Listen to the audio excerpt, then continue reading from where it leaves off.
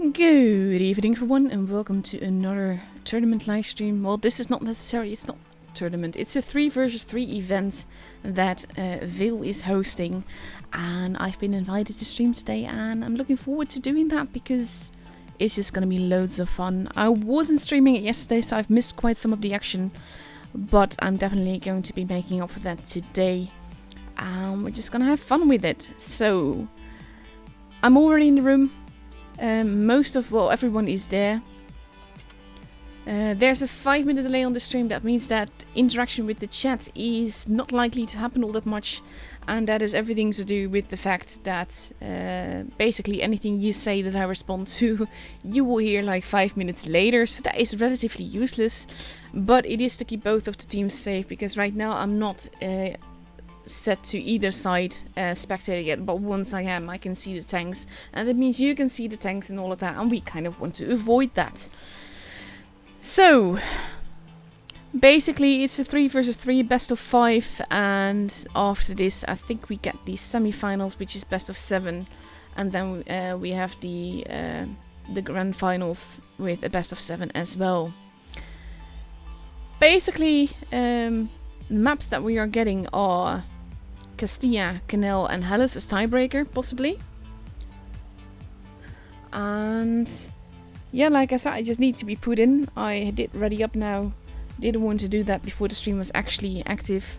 The matches are starting in 4 minutes, so there's still a bit of time. And you will see when we start. I think this allows people to just relax a little bit and discuss tactics and everything. Basically what happens with 3 versus 3 is that what you do is a lot more important than in others. What I mean with that, hang on, there we go. Like we start on Castilla. Castilla looks like this. I actually don't know what the game mode is. Let me just check. It's Supremacy. Okay. The thing is that it is difficult to dominate a map with only 3 players, and you need to spot places. You also need to dominate 2 bases, and that is very difficult when it comes to 3 versus 3, because you only have 3 players, and basically if you are alone and you meet 2 or more of the enemy team, you're at a very big disadvantage, and that is something that you really don't want when it comes to a game like this. So that is why 3 versus 3 is actually pretty interesting to watch, and pretty fun to watch actually. It's sort of like very concentrated tactics. At the same time, it's a lot about DPM and angling and basically getting the early advantage, because if you are focus firing correctly and there's 3 of you together and you meet the enemy, even if they're together, it will be about the focus fire, the troll bounces that happen and everything. That also makes it very interesting to see, and just taking away the map by the way, but that makes it extra interesting to see what tanks they pick, because you need something that is mobile enough to run around, because if you're a bad chat and the enemy team is in like 3 mice, the bad chat can literally run circles around you. So that is a risk that you don't want to take. So this is like an extreme example of course, but that is why I enjoy this. It's a very different kind of tactics that you see, very concentrated, but you can learn a lot from it. See, now I'm putting spectator, and now you can see the lineups and everything, but it's right before, so for this I didn't actually need the delay, but I'd rather be safe, better safe than sorry, and not review any lineups. But we see that both teams are focusing on mobility mostly, but we have Hungarians that are taking 2 E5s in a T22 medium versus CT that are taking E5 on a 40 and a Sheridan. And that is interesting, because the E5s with the speed boost can get around very fast. They do have that little bit of troll armor, and overall just the ability to move around. It is a heavium of course, and though it has been changed so that it's more heavy than it used to be, it is still a heavium. But lineup wise, basically CT has the DPM advantage here, and it's interesting. I'm looking forward to this.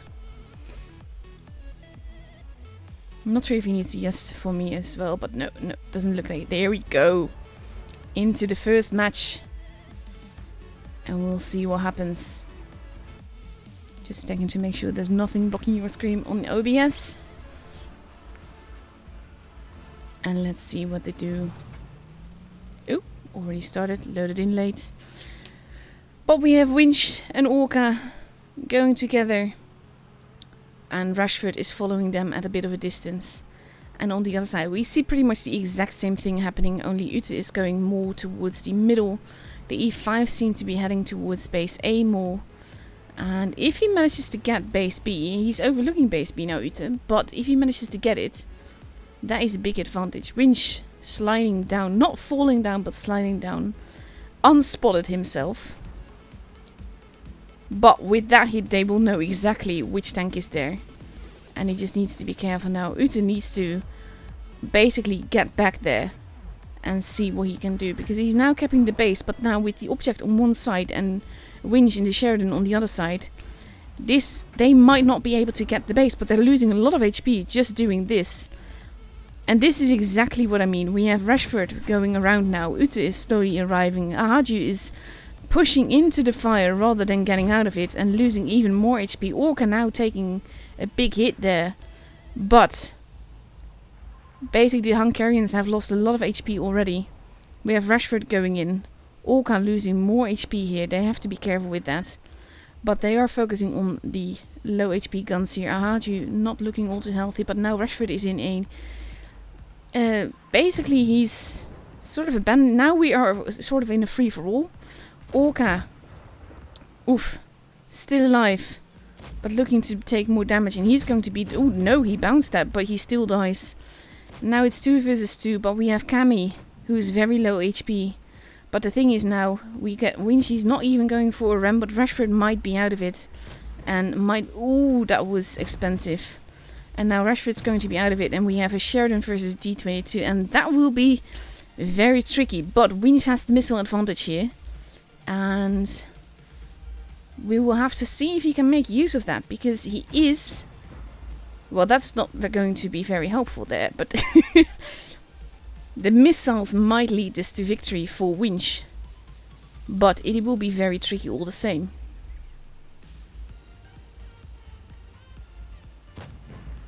And that is exactly what I mean. But he basically has to run around and be careful. Winch going up and over, taking a hit there. At this stage, I'm not sure he can fire missiles from there. Ute in a literally precarious position here.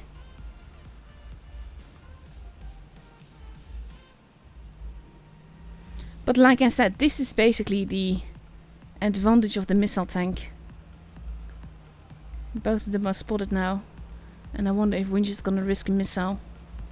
Because he can't actually see them. Ute is in a good position for that. But at some point they will have to make a move somehow. Question is, who will make it first? HP wise, Winch has a slight advantage, but DPM wise, it's definitely Ute. And Winch is not letting that shot fly. And Ute can't get out of that position.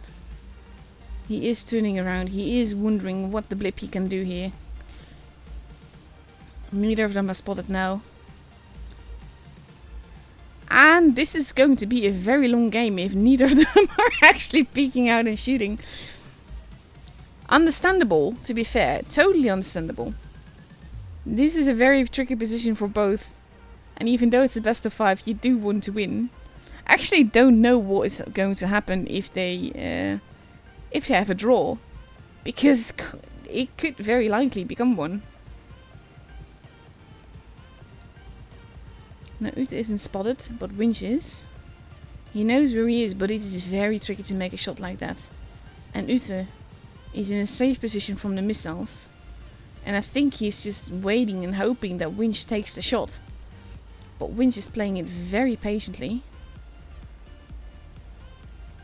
And he can't make the shot.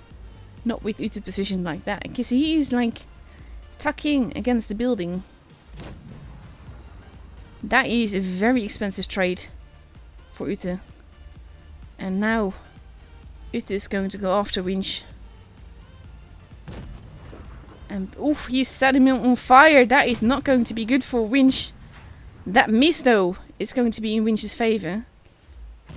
He's losing another bit of HP here, but Ute is now a one-shot.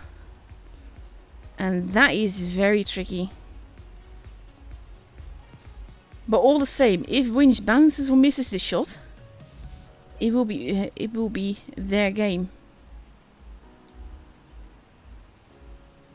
This is very tricky. Also by Ute. Winch can afford to take a shot, but he has to make sure his shot pans. Look at this.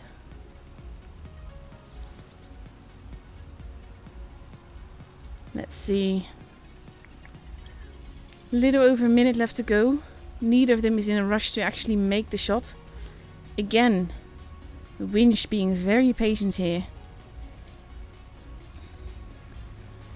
He can take the shot, but he has to make sure that his will pen, and that is very tricky at this stage. And he's not risking it.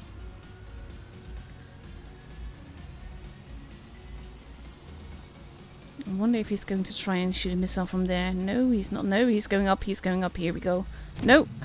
And Ute misses. And that gives Winch that tiny bit of possibility. Oh my god, Winch has it. That was so close. Very patiently played by Winch. And then that sort of like push and then not doing it. It fooled me as well. That was beautiful. But look at the damage that he did. The Sheridan is definitely still very, very competitive right now. Amazing first game. And I wonder if this is going to change the lineups, because you would kind of expect that. At the same time, well, we see on the other side, we see Hungarian still taking the 2 E5s and the T22 medium.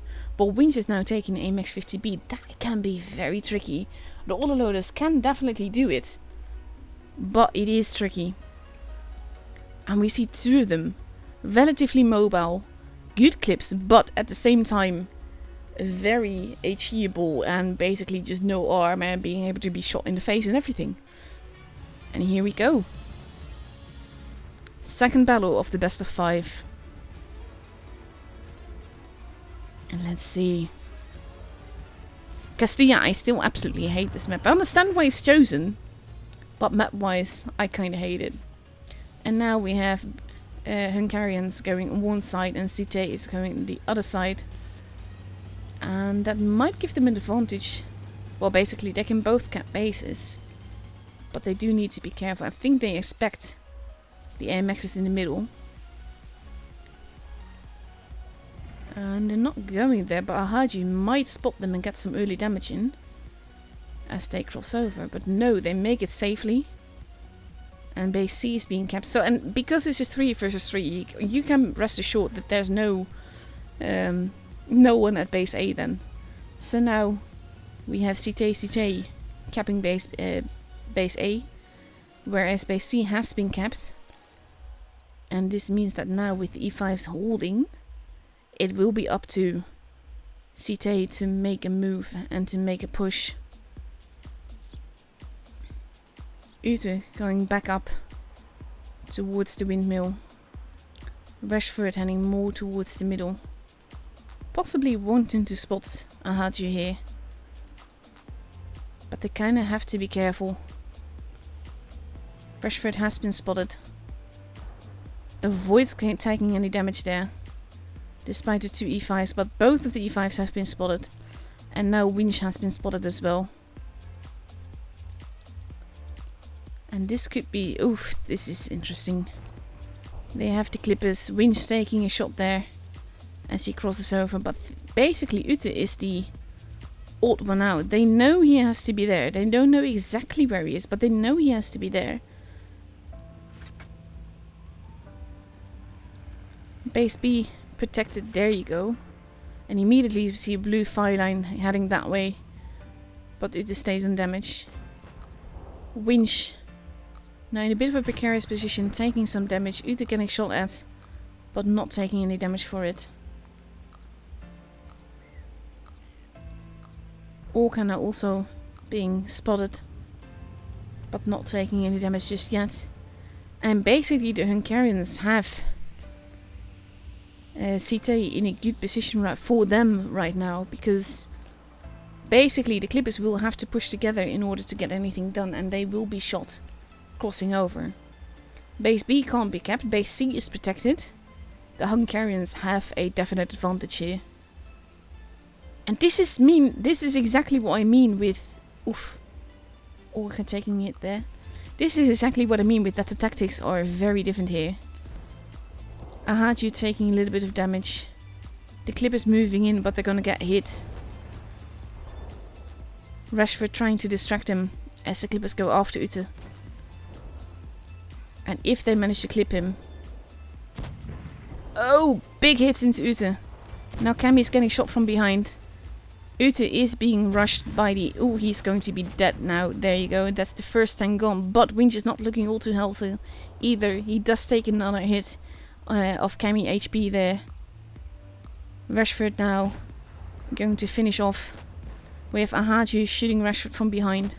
But it's not going to be enough. Cammy is going to... Oh, no, he's still alive. But there we go. Orca taking him out. And now only Ahaju is left. They were in such a comfortable position, but Ute was their weakness, and CT basically abused that completely and properly. And now the Clippers are reloading, but we have Rashford there in the T22. And Winch is safely hidden behind the rock. And there we go, Rashford takes him out.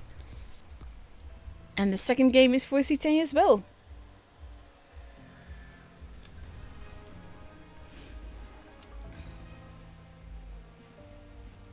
Very nice game. So now we are switching maps and we are going to go to Canal, which is pretty much my favorite map.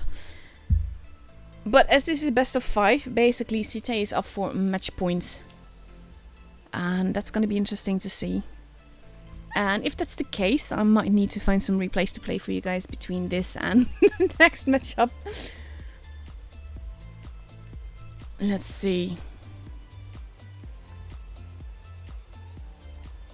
If that's the case, we will have to be patient because I will need to dig up some nice replays to show for you guys.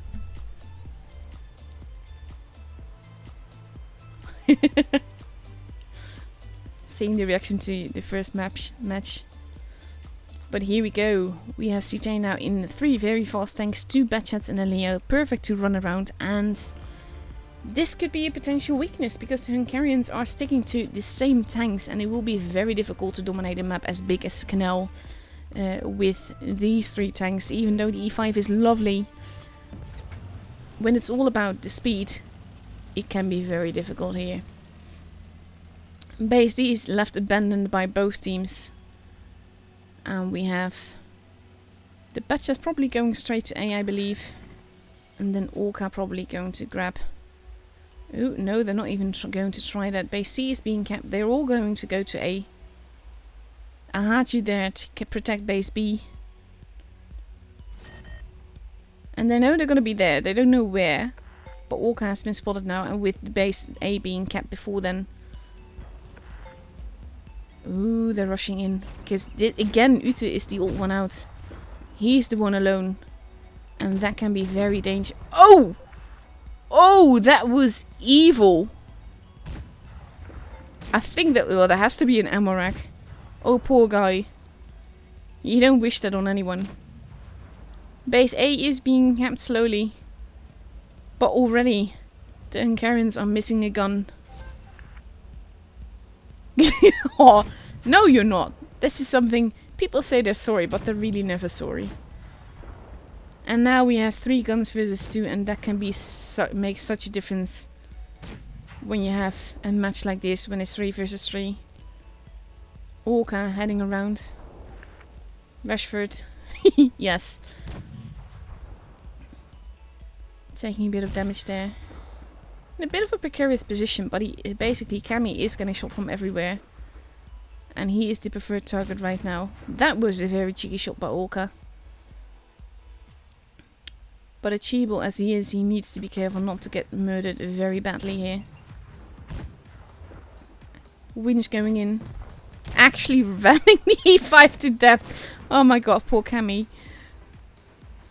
This is a relatively, well, not relatively, this is a very evil match, and I actually feel sorry for the Hungarians here, because that ammo rack set them back instantly and gave CTA such an advantage. They took it home straight off with a 3-0.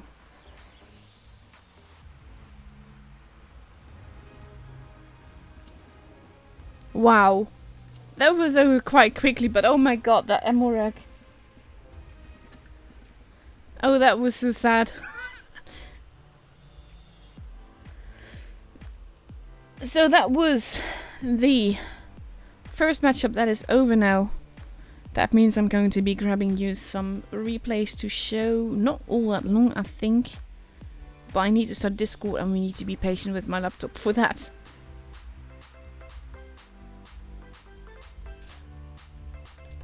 Let's see. Hello, Fugit.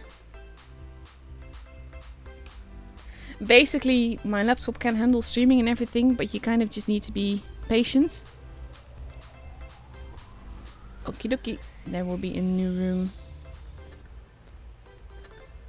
So there we go. The rest is still happening. I'm not going to be looking at that. Also not going to be playing PC because I can't play PC to save my life and I don't even know the buttons. So I'm just slowly but surely loading Discord to see what's going to happen. Okay, so in half an hour we get the next matchup. And that means that you will have half an hour of replay. So let me see what I can show you, what I have in the replay thingies. Technically meant to be shown on my channel, so I can use them for this, but basically meant for like specific videos. But we'll have a look, see. Actually, no, I can try PC. Actually, I need to look at the controls for that, to be honest. Because basically, this is where I always go wrong.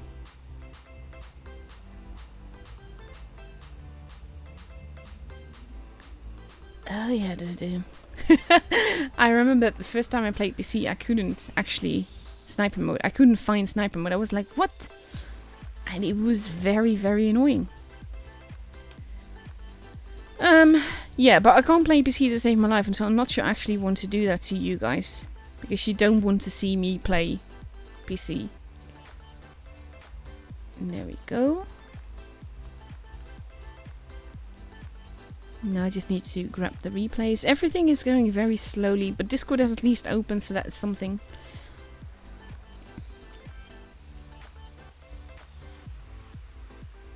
Let's see.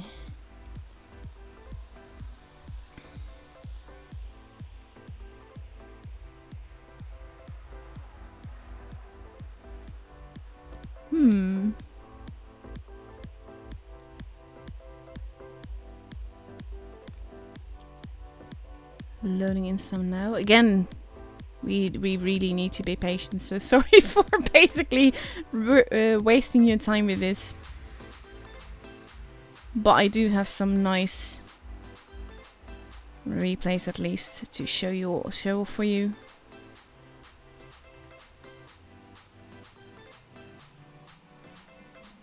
Okay, so I've got 3 replays loaded, and I will dig up some more afterwards, but let's start with this. Let's see, Mutsu sent a replay in, so I'm going to start with that one. Let's see. It would help if it actually opened. Here we go. In a comment, of course, a tank that is being used a lot right now. And that has everything to do with, of course, the British lights that are coming, that are starting off on this line.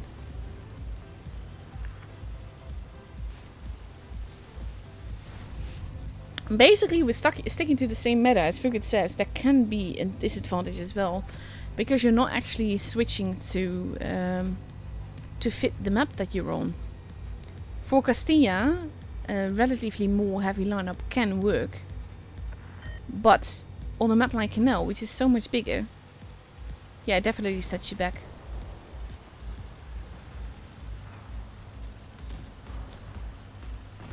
So let's see. First teammate already gone, that's always promising. Or not so much. First shot in. This is like, he's not even, he wasn't... He hits the shot that he wasn't sniper moding for, and he misses the one that he sniper moded for. I have to say that I find that amusing. This comment focusing on the VK is so much. Are you trying to shoot the VK as well? A bit impatient with aiming and shooting, Mitsu. Don't get me wrong, you're doing fine. I can't believe that hit. And he rammed himself to death. But the VK is still alive, if barely. I hate it when it says it's we nailed them bad and then you do no damage.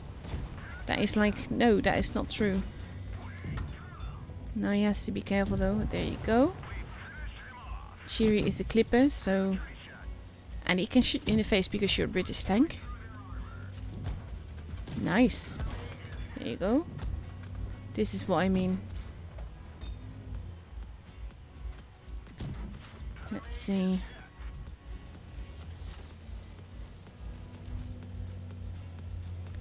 Cheery could basically easily kill both of them.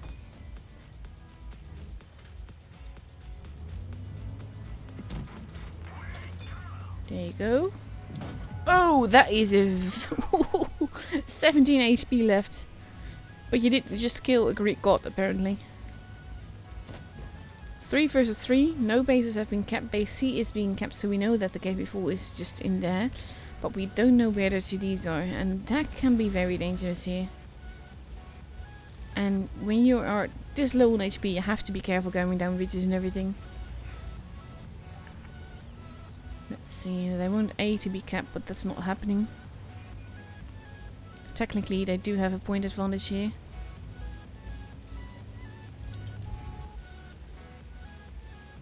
Mutsu, not sure where to go. He might just go to A to basically get the pressure on.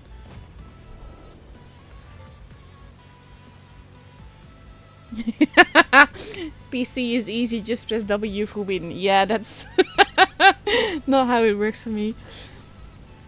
Hello everyone that's watching, by the way. Right now we are basically looking at a few replays, but after that we will have more 3 versus 3 matches happening. And we'll just have fun with it. Oof. Isu going after the Scorpion. No, you do need to get that base, I think. So let's see. They are coming together. The suit takes one out, but I think the suit is going to be taken. I was just saying that he was going to be taken out as well. But now they have a base. The enemy does not, so they will steadily get a bigger point advantage here. Blind shot that might have actually gone in.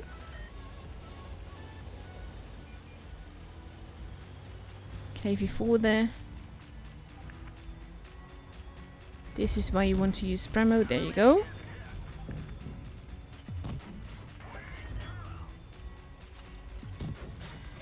Nice. KV4 is absolutely clueless. Nice little bit of fire with an automatic fire extinguisher. And now the KV4 is a one shot, but now he is hiding.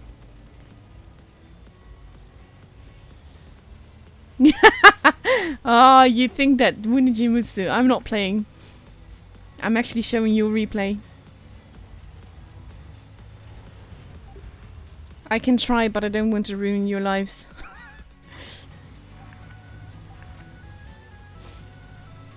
Let's see. And the IS keeps following Mutsu around.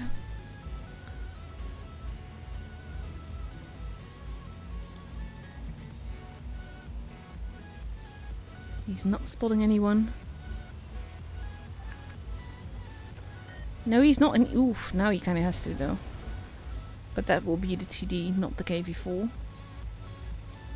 But they can't afford not to try. No, you should have gone back just a little bit more to try that. Yeah, don't disagree there. There you go, well done. But now you also need to get base B or A back. And you have very little HP.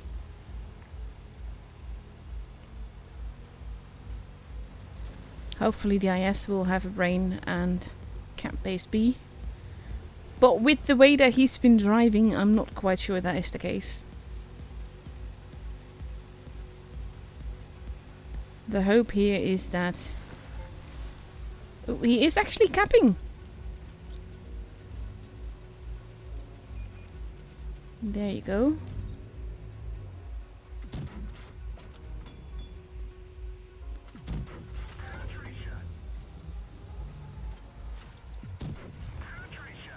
There you go. Let's see if you can get the kill. No, probably not. Because this IS is special. Did he bounce or did he miss? How do you even... No, you can't shoot him there. You need to push. But I do hope you get the kill. Nope. Denied. No aim, no hit.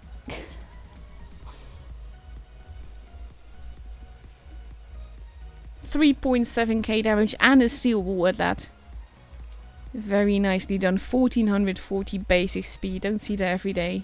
And yes, the IS does seem to be a very, very special player. Oh, this was the battle with only 2 seconds left on the clock. Oh, love it. Very nice game. Not exactly a good entry for my competition, but definitely good game, good game. So let's see, what else have we got? I got a cheeky ace here, so let's go over that. Let's see, Owen. Oh, he has the bare nose in his team as well, I know him.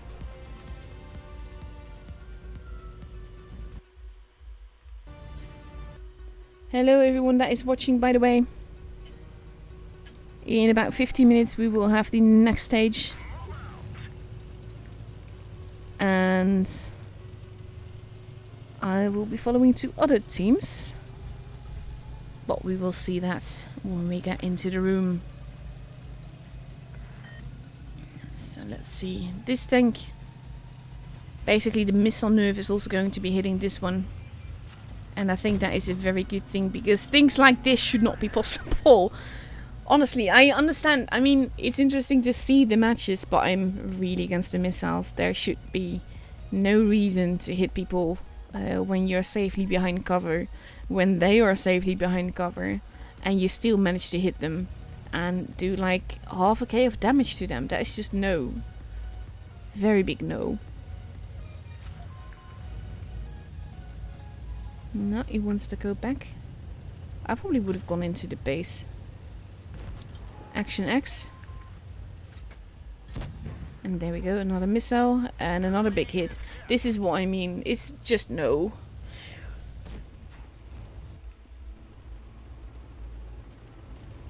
Let's see. He's in a very safe position here. Not taking any risks. Just casually doing about half a K damage per shot. His team is pushing, and he is actually pushing forwards, even though he really doesn't need to. But the enemy team does not have TDs, and that could be make this very easy. And there you go, another easy 468 damage.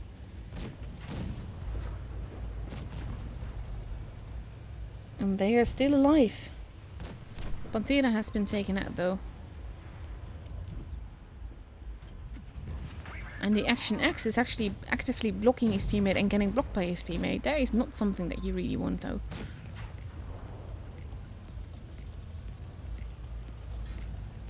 Let's see.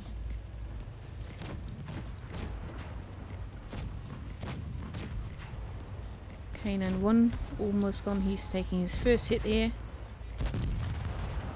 Ooh, and losing quite a bit of HP for it. Cruel Twist at the back. Action X has been taken out. And now the Cruel Twist is a one-shot as well. But of course it wouldn't be an ace if the game was very easy.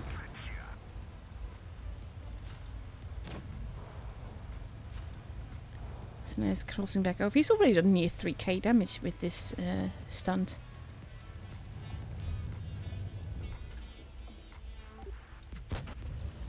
I wonder if that panned. We won't see until we see another ribbon.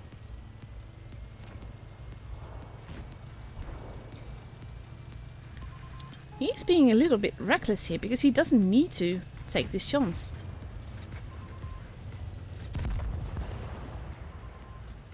And now he has his shot left. Oof, big hit. I like that he's actually moving with his team. Even though he wanted to pull back originally.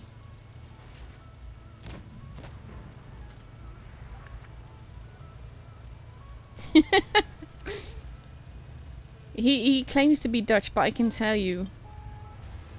Ooh, low. Missing his shot here.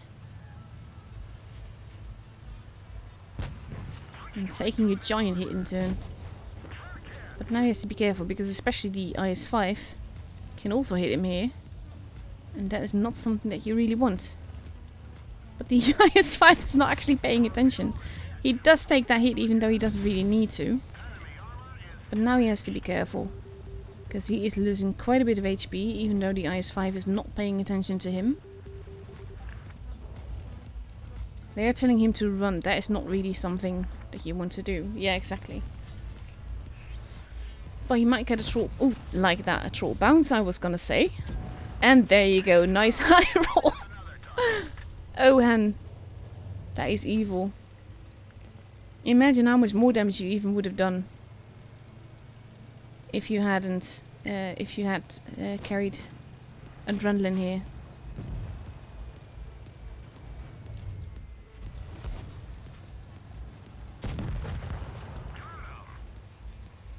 There you go. And taking a safe approach there.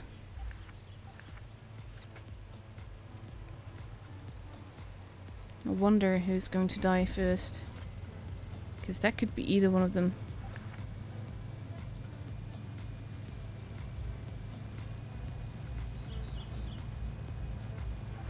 And there you go. A bounce and then he hits. No, not that was not even. You cheeky bugger. Oh, hello. I downvoted people earlier today and it worked apparently. 5.9k damage, 5 kills, and 5.1, well, nearly 5.2k rating. That is insane. Stop being so OP.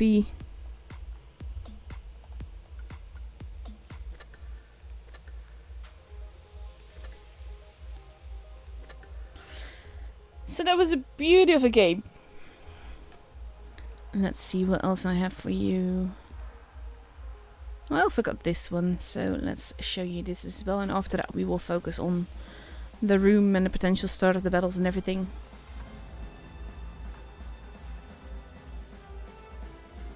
Let's see.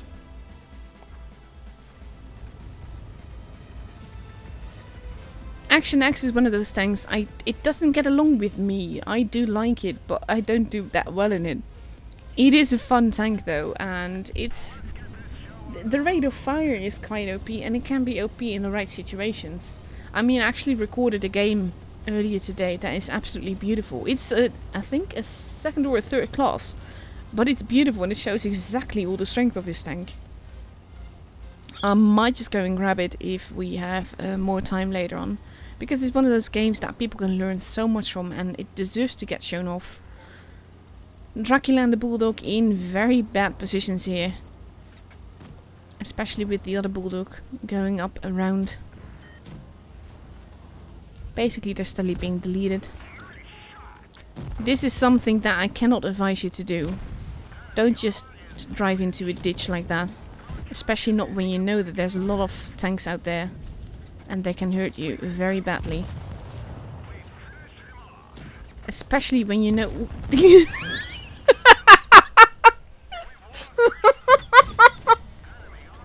Okay, that was really, really funny. Because why on earth would you watch where you were going if you could just ram a tank that is much heavier than you and basically ram yourself to death? Oh god. Oh, that guy, he's not going to be happy.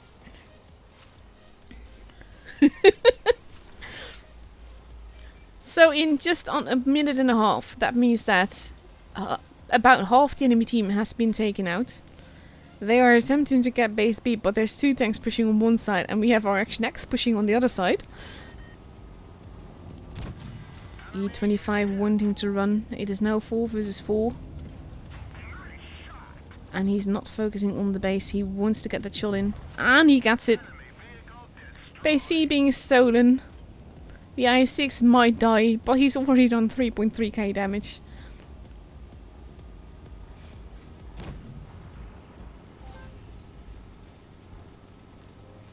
Let's see.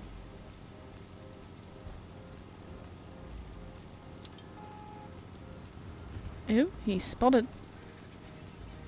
I wonder where the third one is. There you go. It's almost like he could sense it.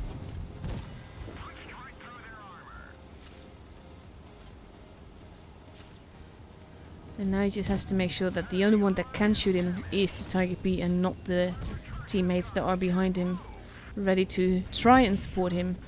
But the Tiger P is turning out to be a relative new potato, let's put it that way.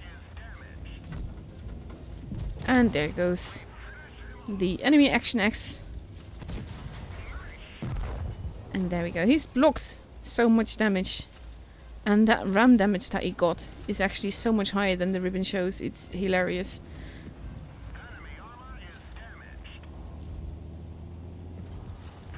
And he's just casually getting the shots in, even though the KV-4 is trying to aim at him.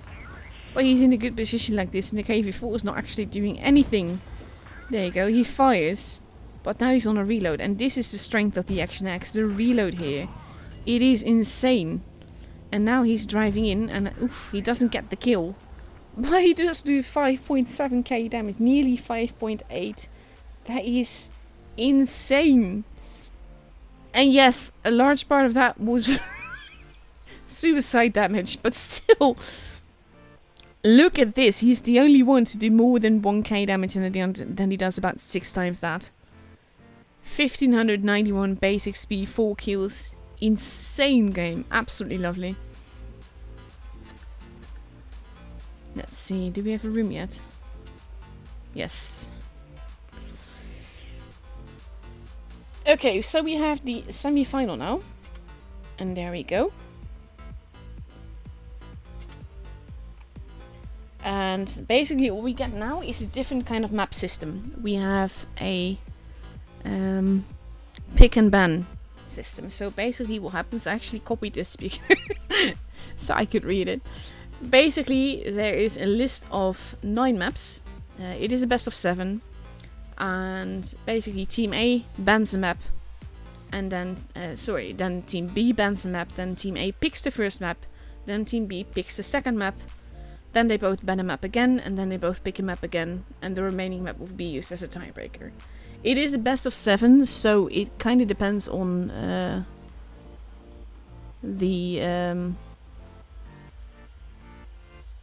whatchamacallit. Oh, sorry, I can't brain anymore. It kind of depends on how many games are needed. Because, of course, you might not need all the steps. And I'm not sure if they're going to do this bit for bit. Like, as in, we almost start and then we have both teams banning a map. And then Team A picks. And then after the battle, Team B picks. I don't know. But we will see.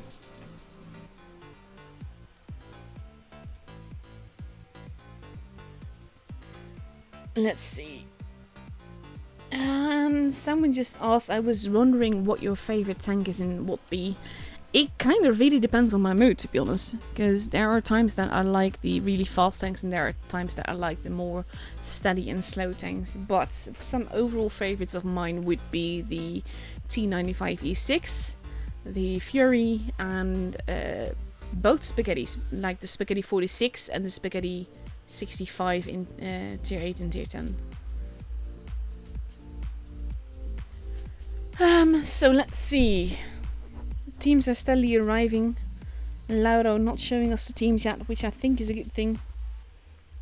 And we are having BPS. Actually, don't know the team names here. Let's have a look if I can find that. It's not in the list yet because it's named semi-final. But BPS versus MFT, let's call it that. And make it a little bit easy for ourselves.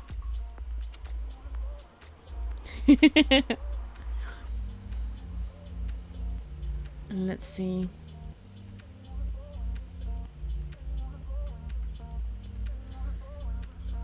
Basically we just need to wait now. I'm not sure if they're banning the maps now or how that will go. Let's actually have a look. I'm going to look at the banning of the maps. Let's look. I've got some stuff open on my... Let's see.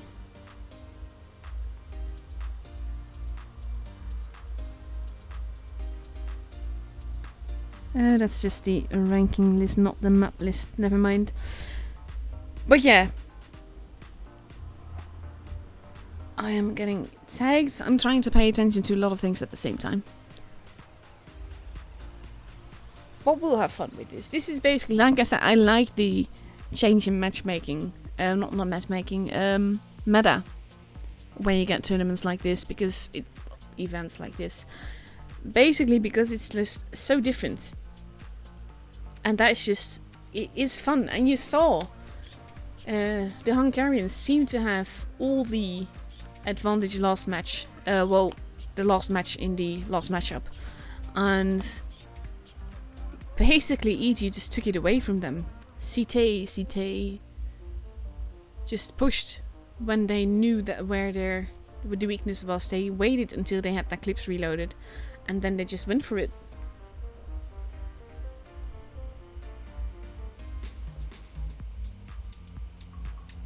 Okay, so they choose the maps beforehand. That is actually making it easier than doing it in midst of everything, I think. In 3 minutes we are going to be starting. Both teams are there. We've not been set as spectators yet. By the way, massive kudos to Elysium and everyone from VE1L and everyone else that is involved in this for organizing this, because there have been a few issues, but overall I've understood that it went very smoothly and it's just lovely. And this too, with the way that the room works and that I get told when the next room is up and everything. I get BMs on Discord with the information about the next stage and everything. It's lovely. So I really like that. I can actually use that spreadsheet to see the team names. Basically, we are now streaming BPS versus Wiggle Canigle. Okay, massive kudos for that name, to be honest. That's I approve. And on the other side, we have CT versus Hello Friends. But yeah, we'll have fun. In 1 minute we should be starting. So hopefully everything will be alright. What is up? Hello Juicy, by the way. But what is up with you always streaming at midnight? I mean, most of us kind of have to sleep at that stage. But yeah, I always do see the notifications and I'm like, what? Again?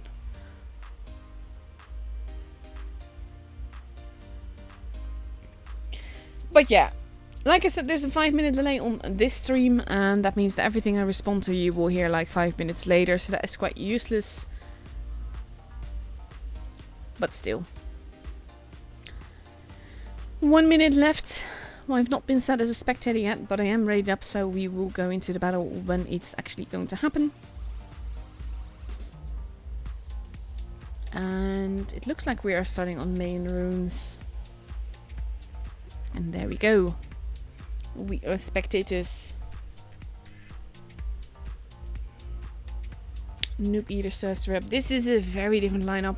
Main runes, of course, literally the map that we just saw that replay on with the Epic Action X. But it is interesting because we see IS4s and the AMX 50B versus 2 E5s in the T22 medium. The E5s are definitely being used a lot. IS4, of course, the more overall tournament tank, but it kind of lacks the mobility to run around. It is a very interesting lineup on both sides. I kind of like it.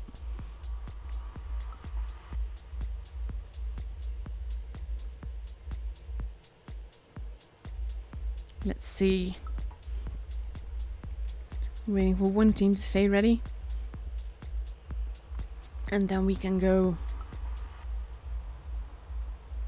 Theo. There we go.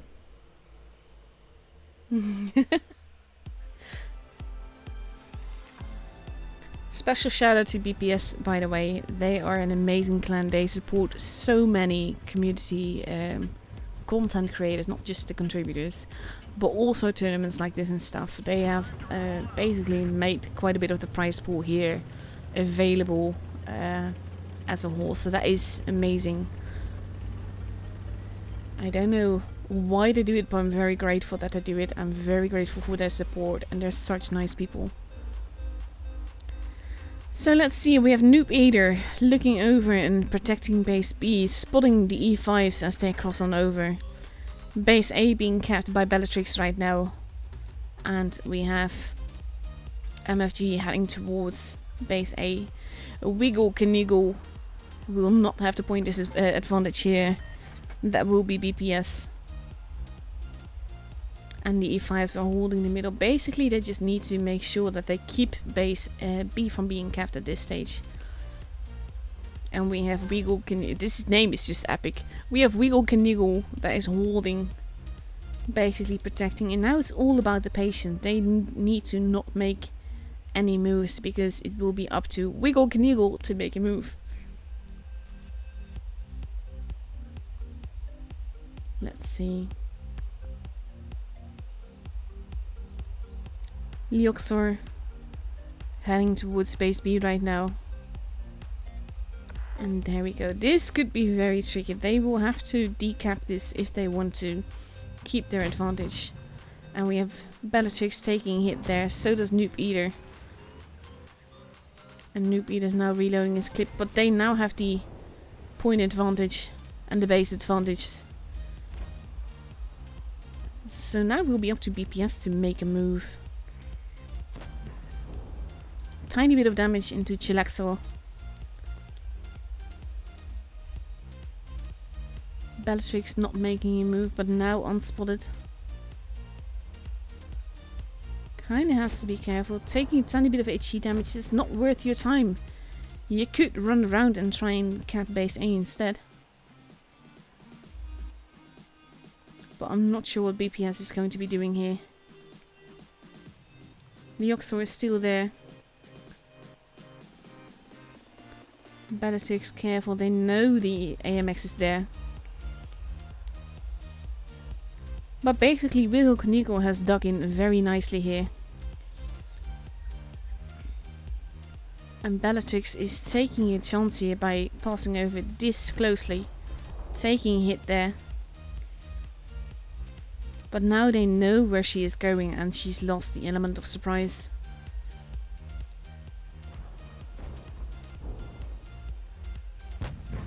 And now they're pushing in, going after Leoxor. Bellatrix is coming around. But basically these shots that have been missed. Commentating arriving at the back. Leoxor losing a lot of HP here. Theo is going to be the first one out though. They need to make sure all the shots pen. Theo still alive, if barely. Commentating aiding him. Big hit into Noob Eater. We have Bellatrix arriving. They might actually pull this back towards them. They need to keep base B. And Bellatrix needs to survive, I was going to say. 960 points. All they need to do is survive and then they have this match. Noob Eater driving away, not needing to take any chances here. 990 points. It's not going to be enough. And there we go. Noob Eater stays unhidden. And that wins Wiggle Kniggle their first game. I think had Bellatrix been able to flank around unspotted, taking a bit of a longer way around and done that earlier, it could have been so different here.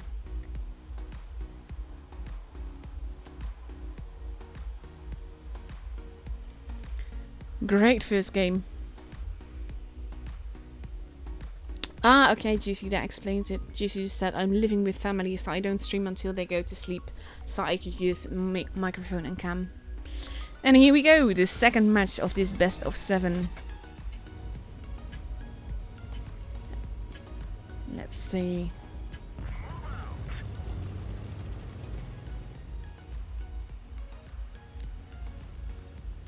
But this is also where the players themselves play such a role, because the E5s, they're great tanks. And I think, like I said, if Bellatrix had flanked around earlier, they would have had that. They need to be more careful because it's easier to dominate base A and B together than C. Commentaries losing a little bit of HP there. And immediately they hold, but they're hold in the spot where they could potentially get shot from the middle. So they have to be careful there. Leoxor has not been spotted, but he is taking shots. Base C has been taken, but they might just be doing the same thing again. By grabbing base A and then going for base B. Blind shot fired into where Noob Eater is, but he doesn't take a hit for it. They know he has to be there though. And Bellatrix taking a relatively forward position here. And now we have Leoxor not just going in yet, which is a good call because it looked like he was going to, but he was not having the backup yet.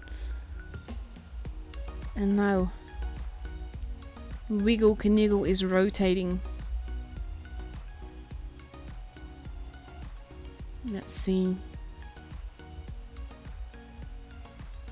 They are being careful this time.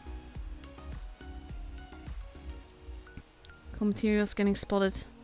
Leoxor now moving in, and this is Theo expecting the AMX to still be on the other side and now losing a lot of HP for it. Bellatrix does decap him though. Now Noob Eater has to reload. They could potentially use this. Did she just do 1 HP of damage?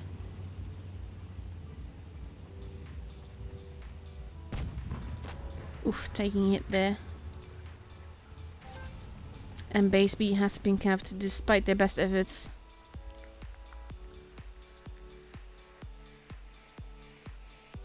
And now Bellatrix is diving away.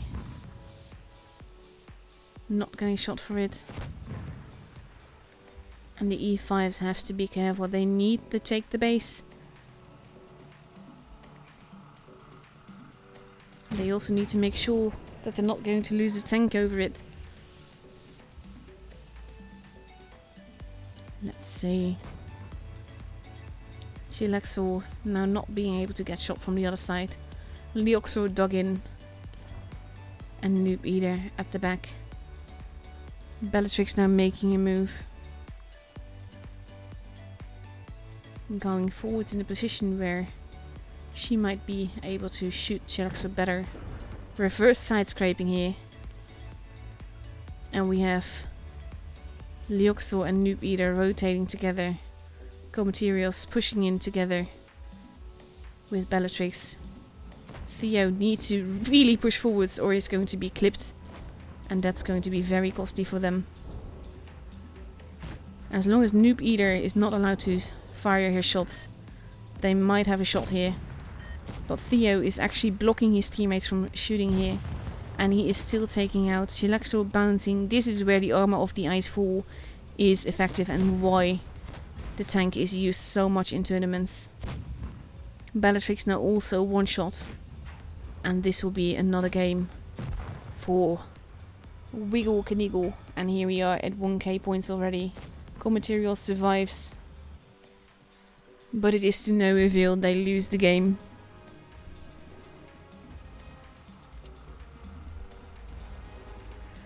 Relatively slow paced game, nearly 4 minutes, which for these kind of matches is relatively long. But it went very well.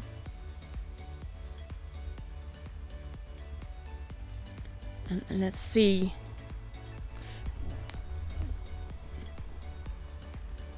Next match, I'm going to Fort Despair. I actually really dislike this map as well because it's so small. But it does allow the heavies to do a bit more of their work. Let's see.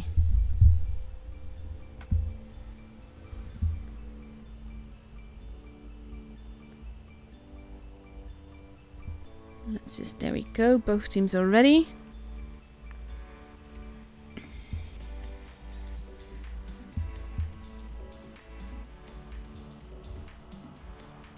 Aww.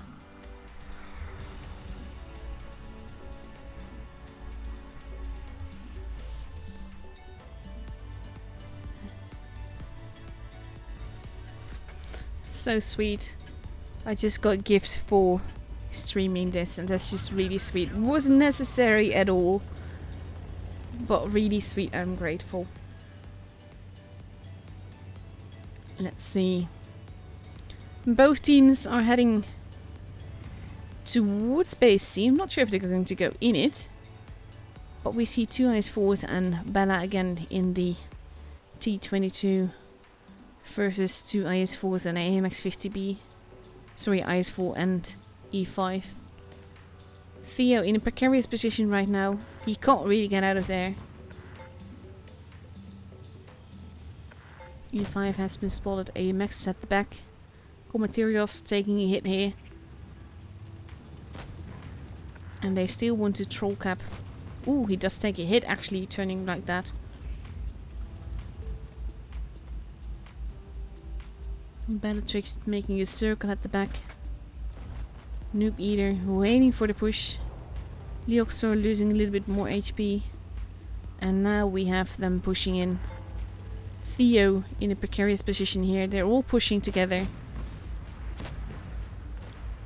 And they will need to focus on keeping themselves alive. The focus fire needs to be there. They're going... we're not sure what they're doing. They're not shooting at the same target and they're not shooting at the target at times. Theo almost gone. But Leox is still alive, if barely. And that shot missing can have been very expensive because soon Noob Eater will have reloaded. Able to clip people. Leox is still alive, surviving a lot longer than he should have. Materials now being clipped and being absolutely murdered. There you go. And now it's only Bella versus Chilaxor and Noob Eater. And that's not going to go well. There we go. Now we are having a chase. Noob Eater almost reloaded. That bounce on the bomb though. Well bounced by Bella. But it's not going to be doing much good. With only a little bit of HP left. Base C is being capped just to be safe, but it is really not needed. And Bella is going to be blown up by Noob Eater here. Ooh, that bounce. And there we go. Wiggle Kniegal taking another match home.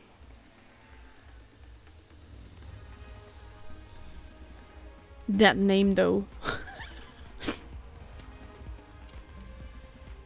This was the... I think there was some miscommunication between BPS in this match. With the way that they were shooting at different targets and everything. If they should have absorbed the push. Well, actually no. In this case, Wiggle Kniegal just really pushed really well. Made it also hard for BPS to take these targets, to give them a solitary target rather than 3 tanks driving around.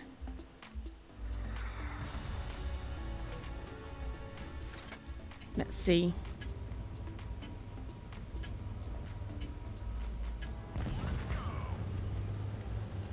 Here we go. Fourth game of this best of 7. Potential match point for Wiggle Knievel. If they win this, Bella getting spotted early, they will know that they are there. Theo again going in a precarious position.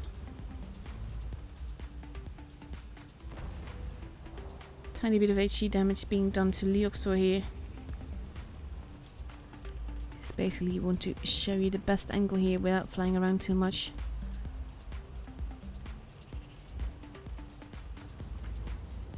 Position wise it can work. A little bit more HP damage being done. But basically you have a reverse situation happening of what happened last time. And I'm kind of worried that if Wiggle Knievel does the same thing now, it would have the same result. Theo taking a little bit of HE damage now. Bouncing on Chilaxol. Bellatrix wanted to shoot Noob Eater, but Noob Eater is staying hidden.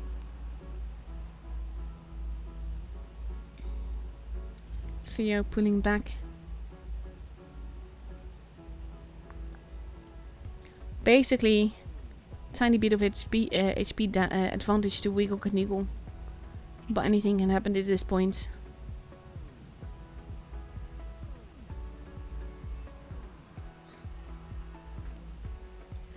Noob Eater hiding. Bellatrix making a circle again. Changing position and rotating.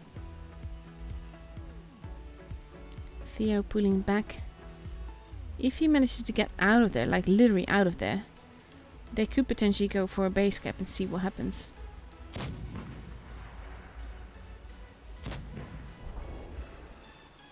Materials. Not getting spotted for that, but now base B is being capped. And you see immediately a response happening on Wiggle Knievel's side. Materials should have turned around and gotten the blip out of there. But he might have been too late now. There's not enough cover there. He needs to go too far to get away and he's going to get shot for it. Oh, there you go. And now BPS has a base. But at what cost? Because there's another shot going into Materials there. Bella missing a shot there. Materials going into safe distance, but now the team is pretty much split up. And this could be very dangerous. Leoxor is being focused on, but so is Materials. It will be a gun for a gun at this stage. And there goes Materials. And there goes Leoxor. Bellatrix taking a shot there. And basically now it's 2 versus 2, so you get a different kind of lineup here. And Noob Eater is reloading, and you have to be careful. They need to not take any chances. Noob Eater going to go around the back, going to be able to shoot Theo and Bellatrix in the rear or in the side. Bellatrix getting the blip out of there. Big hit into Theo now. Bellatrix rotating around. But we have Noob Eater. Oof, taking a big hit there. But Theo is in trouble. They could have this if they play it careful enough. And that was a very important hit. Noob Eater is still reloading, but they need to be careful. They have a base. BPS does not need to take any chances. They are still doing that though. And Theo is heading around the back. And I think they can sense that is going to happen. They need to push. They need to push now. Noob Eater arriving. Theo going to be taken out before he can fire another shot. And now... Oh! They didn't make use of the advantage that they had. And that is the end.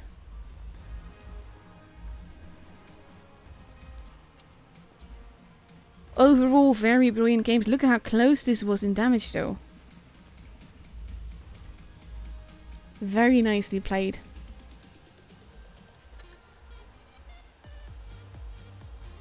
I think that was it for this matchup. Yeah, there you go. They're already leaving.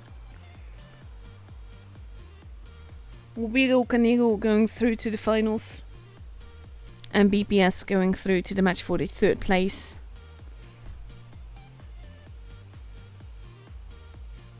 Let's see. The room should be up in probably 25 minutes or so, I think. Let's see. There you go, room is gone.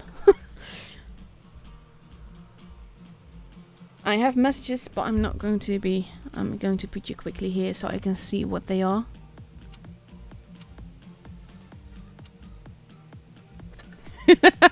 Okay, that was actually funny. I got asked if I do drunk streams. I can honestly tell you, no I don't. And I can honestly tell you that that is because I don't drink.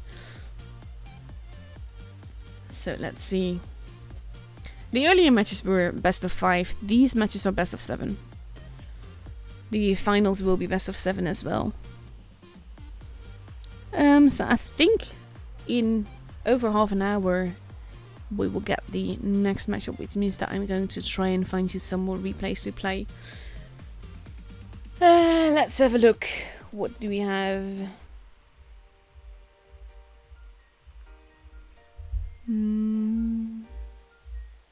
Again, everything needs to be done with patience when I'm streaming. It's like my laptop is a gaming laptop and it can handle quite a lot, but at some point it's going to be struggling. And when I'm streaming and using the game and playing music and everything, it is struggling. So let's see.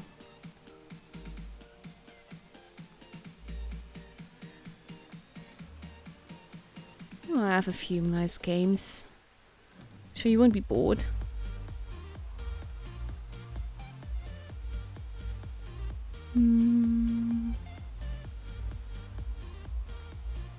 I have a game that has very little damage for the ace that it is, so I'm actually very curious to see that, so I'm definitely going to be watching that.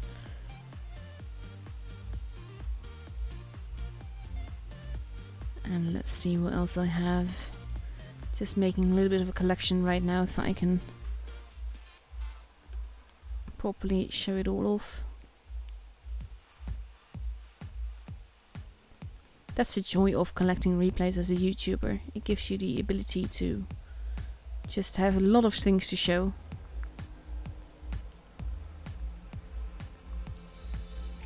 Let's see. Ooh! Oh, I know what game I need to show you. I actually have a game from Lauro, who is one of our hosts tonight. So I'm definitely going to be needing to show you that, of course.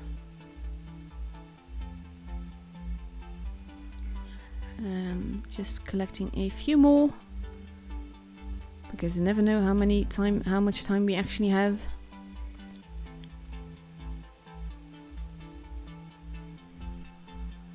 Okay, I think that ought to do it.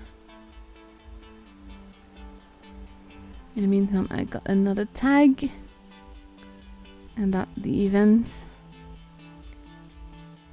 Okay, in 20 minutes. And that will be the final. So we will be streaming Wiggle Kniegle. I can't get over that.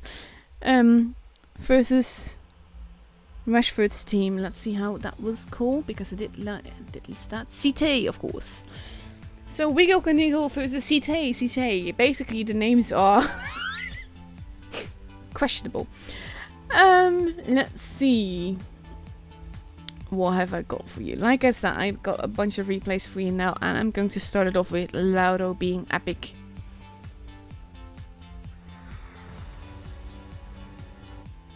Let's have a look.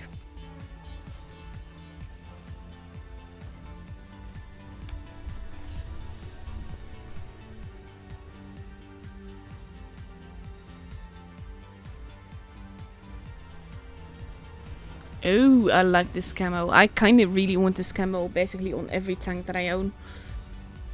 It's just amazing. It kind of looks like someone had a paintball fight and everything. And I love it. Grill apologizing.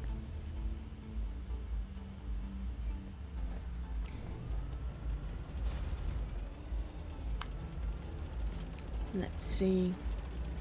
No supremacies, no bases here to cap.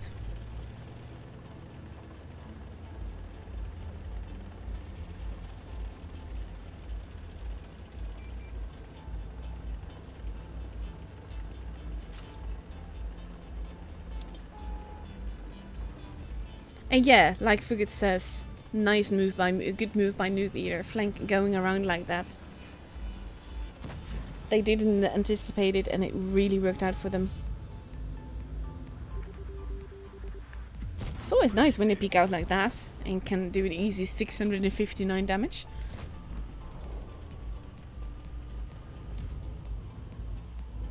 Has to be a little bit careful, he does not have that much straw armor.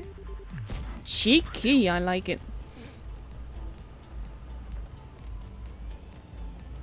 So let's see. DC 75 is absolutely clueless. In this case I would shoot the Moisten because you actually have the high damage roll, which is sad to waste it on such a low HP tank. There you go. And there goes the IS-7. A juicy waffle, but the juicy waffle is not. There you go, let's see. And he takes his first bit of damage here. There's so many low HP targets here though. Loro needing some help here. Taking another hit but delivering one as well. T-54 focusing. There you go, both one-shots have been taken out. And that definitely penned.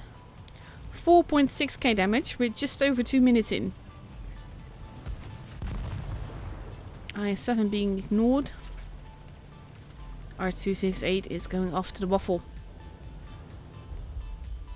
Which you can still see, if barely. Oh, that is an easy 1k damage shot.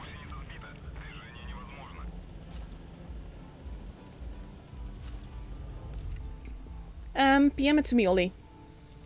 Actually, no, I probably won't have time for it. There we go. I'll need to see if I can find it. Basically, I only looked at the Exceptional Aces channel on my Discord for these replays.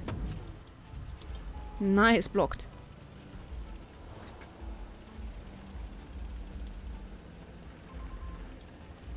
And he wounds the grill. Juicy damage.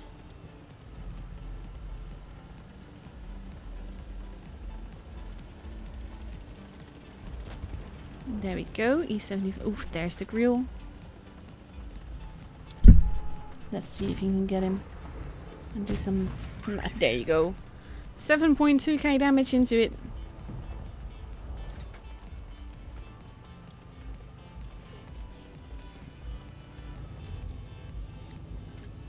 Let's see, I really want to see if he can carry this home. He is. He can potentially do this. There you go. Yeah, he can definitely do this. And he will get over 8k damage if he does.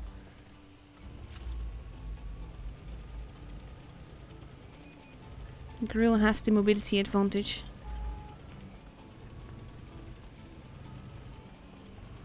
He just needs to make sure that the grill can pull back when he shoots.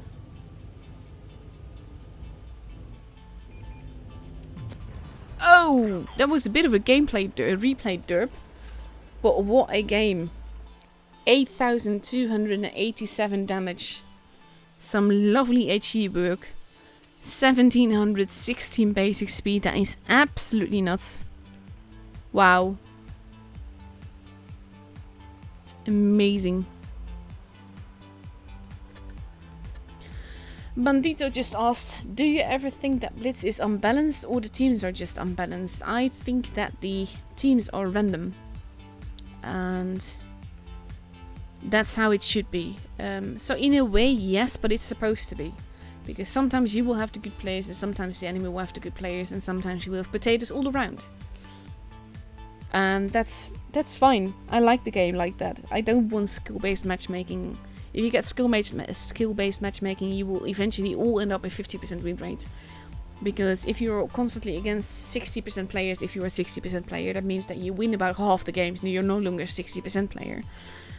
And that goes for everyone. 40% player versus 40% player will probably win about 50% of the time.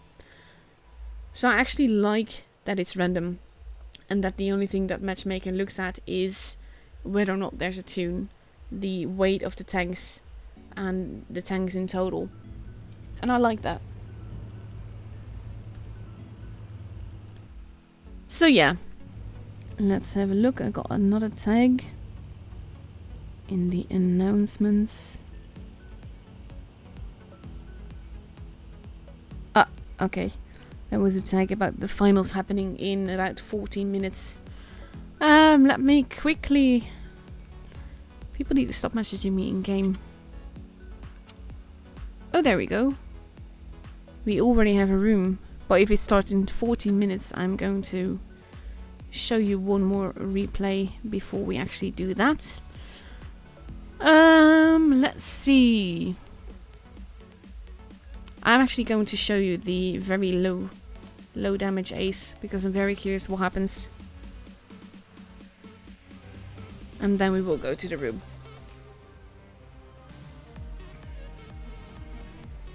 Let's see. They were apparently not having the best of matches. Let's put it that way. Let's see. Hey DGC.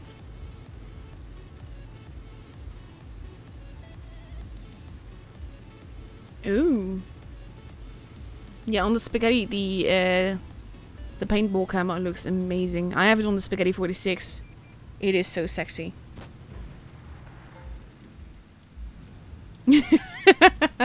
Lego just said, saying Joey is like you are talking with God. It is weird.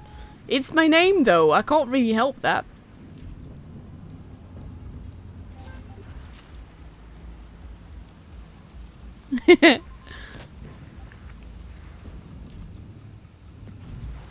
Oof, that bounce.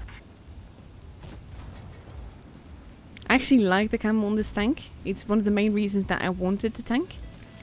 Because it's not actually that good a tank. Let's see. 252 just shot. E75 is going in for the... I don't know exactly what he's doing.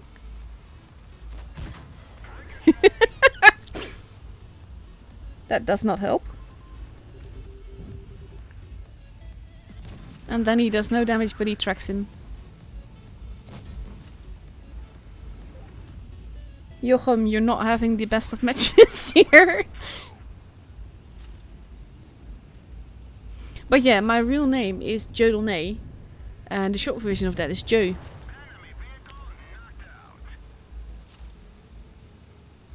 And technically... Oh god, really? Oh, that is just sad if you have to resort to that kind of stuff. How salty must you be?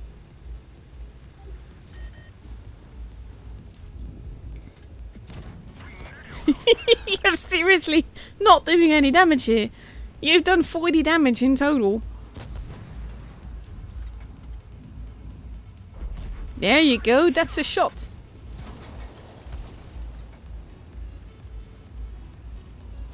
Oh god. And another one.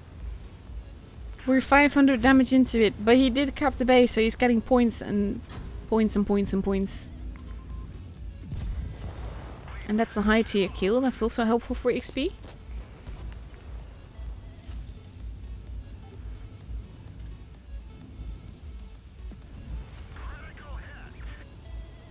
But this is one of those RNG games where you're like, how? Even statistically you should have hit more hit. You should have penned more hits than this.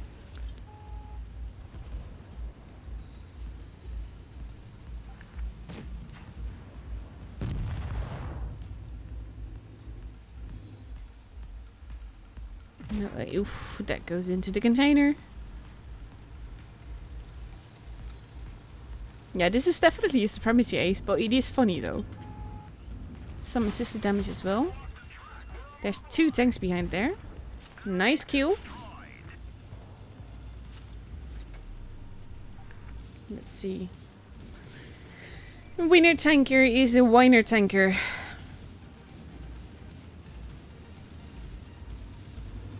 Let's see. 3v3. Combo breaker wants to attack. Whiner tanker does not.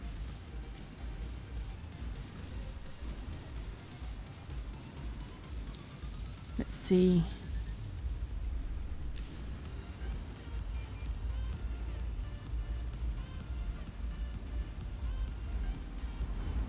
And there you go, Lorraine has been spotted. Whiner tanker has been taken out. And is of course completely whining straight away. He also wants to do dirty things, but the thing is, if you behave like this, you're not gonna get laid. Let's see.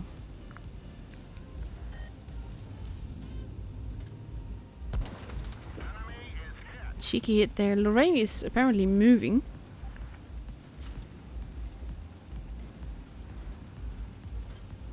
Whiner tanker. Dude! What the fuck is wrong with you? Honestly. I seriously hope you got reported. That is just really, really sad.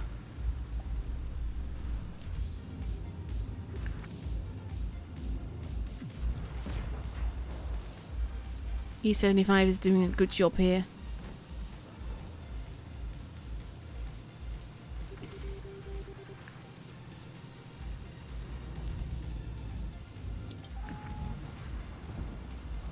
No, this is not an easy win, and you're whining and you're telling people to kill themselves and you're cussing. You're an absolutely disgusting player. And I have no qualms about shaming you on stream when that's how you behave. That's not the player we're looking at, by the way. That is Johan. He's not said much of a word. He does get another shot in, but that is it.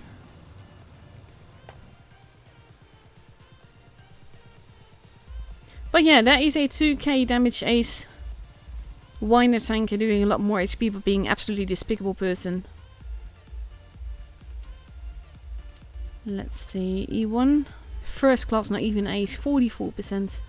Doing remarkably well for that. And there you go. And now I'm in there and I'm readied up, so we are ready for the grand finals.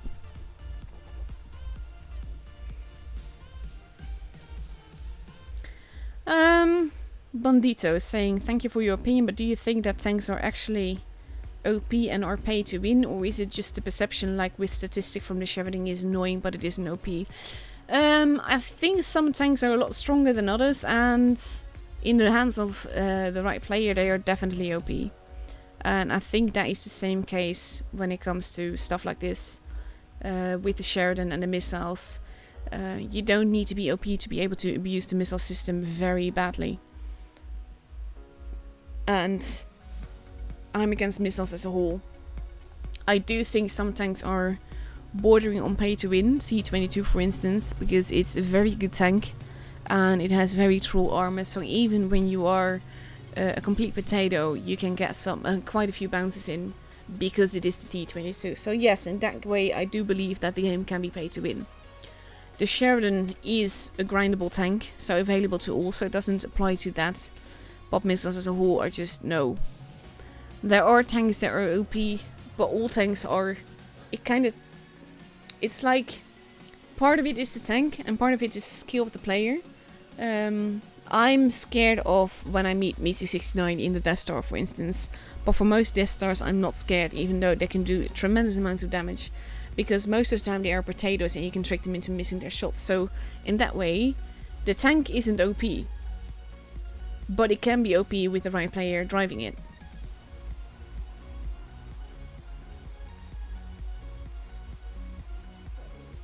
Thank you, Bella, for the lovely games. It's been great fun streaming you guys. That's the word I was looking for. It's lovely. I like events like this because it is different. We are going to Himmelsdorf now, which is an interesting choice because Himmelsdorf is like a typical city map and you can use super heavies really well there. But you have 4 bases and you can't afford to take super heavies here because you have the problem of needing to get around. But fast tanks in a 3 versus 3 on a map like this can work out really well, so I'm curious to see what they will take. But yeah, 4 minutes before the grand finals begin. And we have BPS and Hello Friends that will be duking it out on the Mighty Noob stream. So check that out as well. Let's see.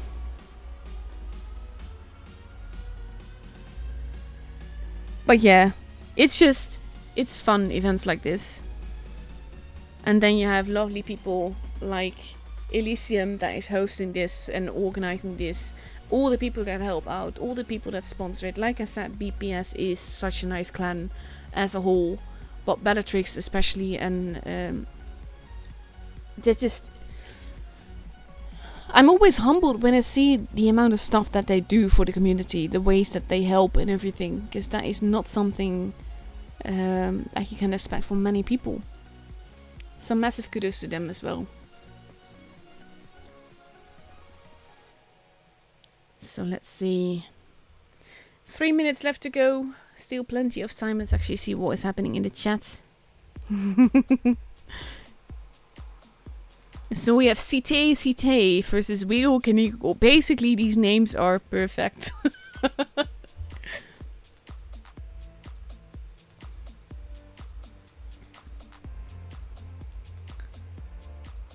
And we'll just have fun with it.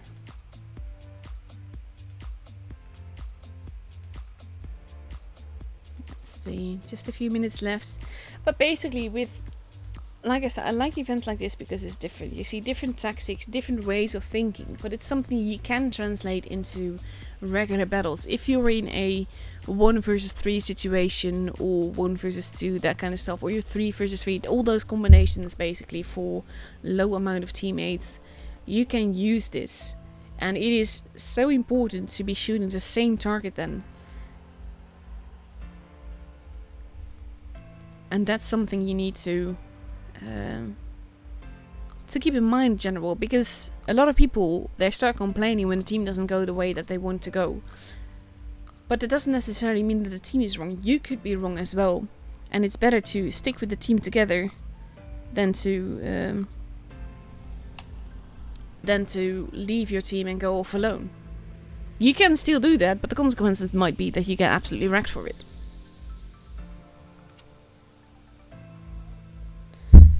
Let's see, 2 minutes left.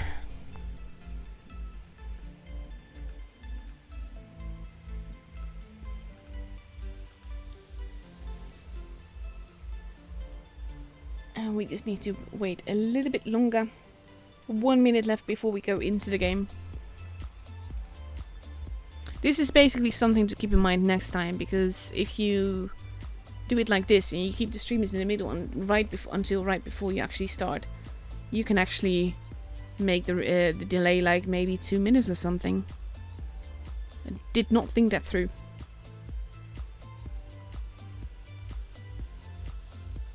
And there we go. Oh, interesting choice. 2 IS4s and an E5 on one side, T22 IS4 and a VK on the other side. Very interesting choice.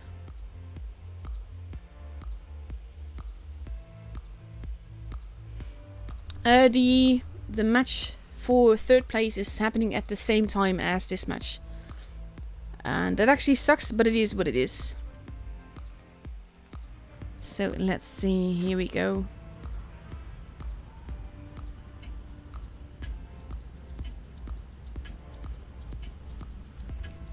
Actually very interested to see what the VK will do here.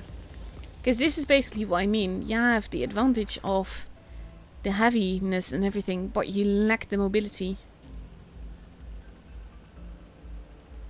Orca heading towards the middle. I think they are expecting to meet people there.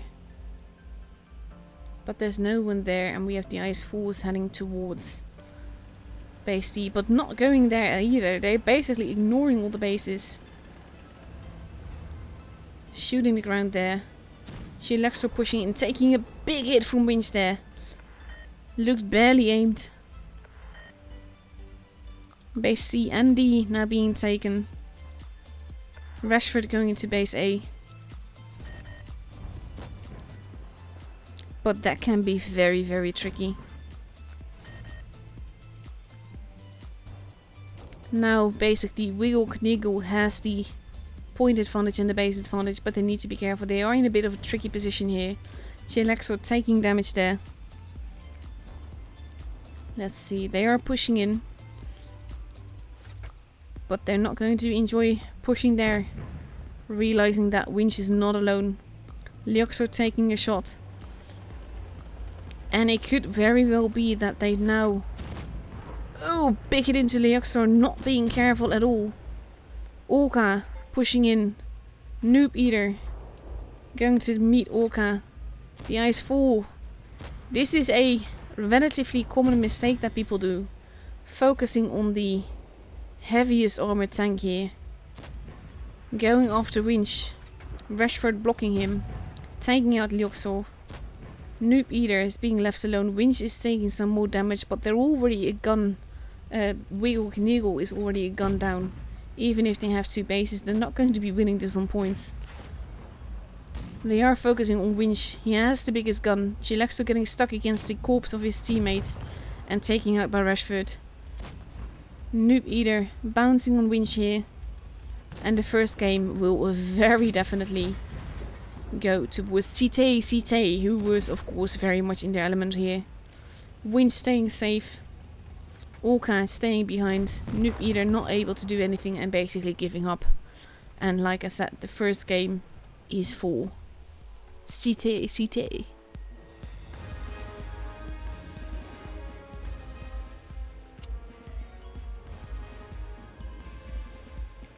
Actually, I will. Someone just said, we need tier 3 tournaments. Most balanced here, debate me. That would actually be really funny. So I might actually do that in the end.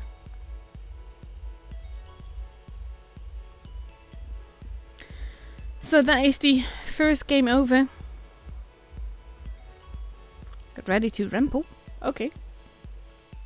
And let's see, here we go. Second match of this best of 7 game was over quite quickly last game. They massively underestimated Winch and the support that he had there.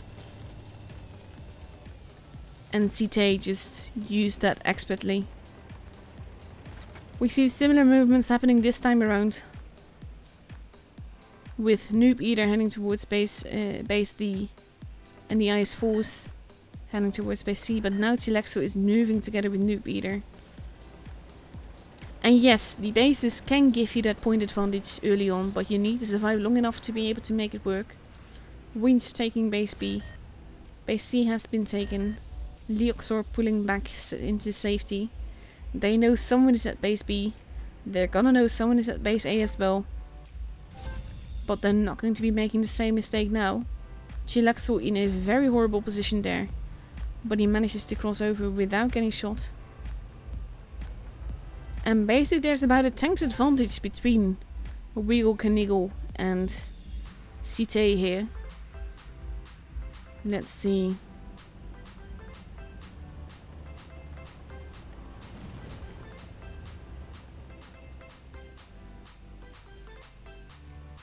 We have basically Cite pushing in now. Winch actually going across the middle. Rashford trolling. But no damage being done yet. Winch pushing in. I'm not sure if he's going to go for the back or the front. No, he's aiming at Chilaxo. Wanting to get that shot in. Orca heading around the back. Potentially going to be able to get shots into Leoxor's side. But they do need to protect the base C. Let's see. I think it's this way. Yeah, there you go. And let's have a look. He's actually taking the early exit out. Not going for the side. Leoxor taking a tiny bit of HP damage here. Loading a shot back into Rashford. Base C now being taken. They are going for the points this match. Winch taking a shot. But not shooting back yet. He is joining up with Rashford here. And now they have 3 bases. And that's given them a definite advantage. Noob Eater being the preferred target here. And you can see they are holding... Ooh, Rashford taking tons of damage there. If they keep this focus fire up, they might make it. But Noob Eater is deleted first. And now it's 2 versus 2.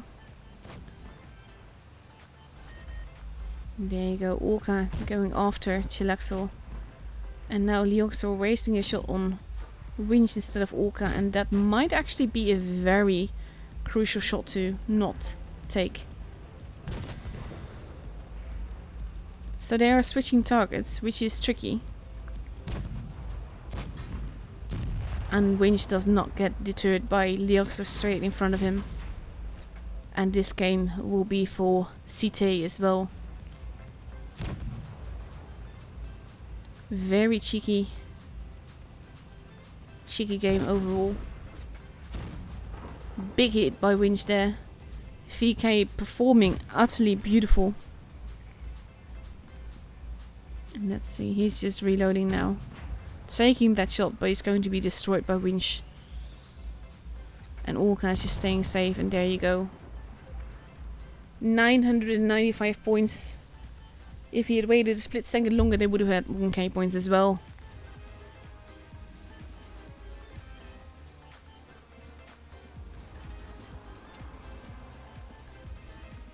Very nice game overall. Just over 4 minutes. First game that actually went for the points rather than the damage. And I quite like that. So we are moving on to Dynasty Sprawl, which is the next map.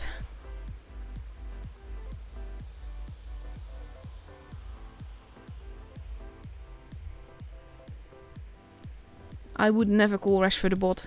Fuck it. So no. CT 2-0 in the lead. They need to win 2 more in order to take it home.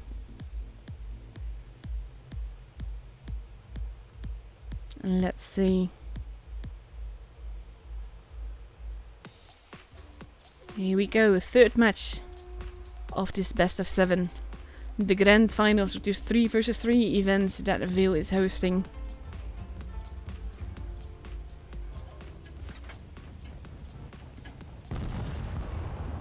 It's actually cool to see though, because basically Spiegel Electro just said can't separate in these matches. The funny thing is that is kind of what they have been doing, and they've been getting away with it, but they're in a position where they can rotate fast enough to get away with it.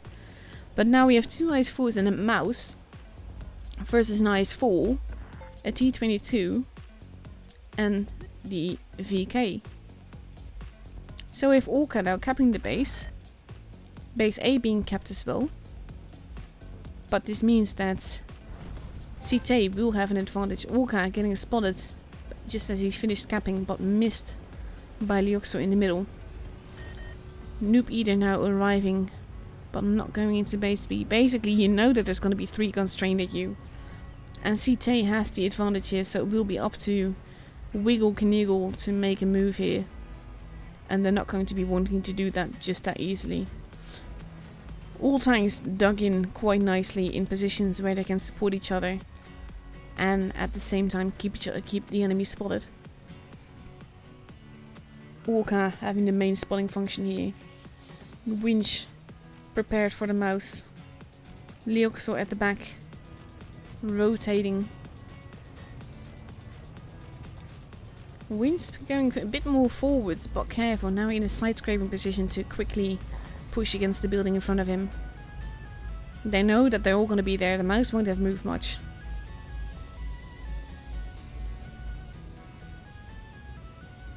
see.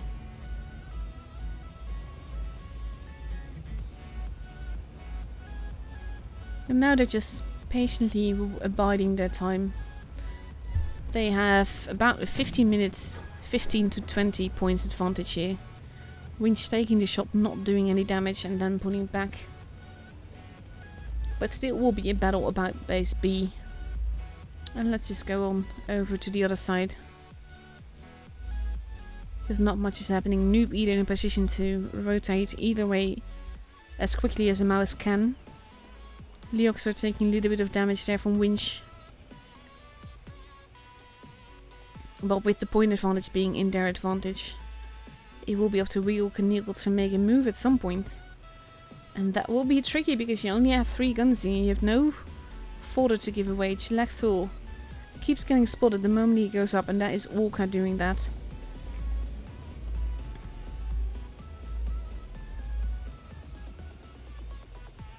And Orca is not giving away his position by firing.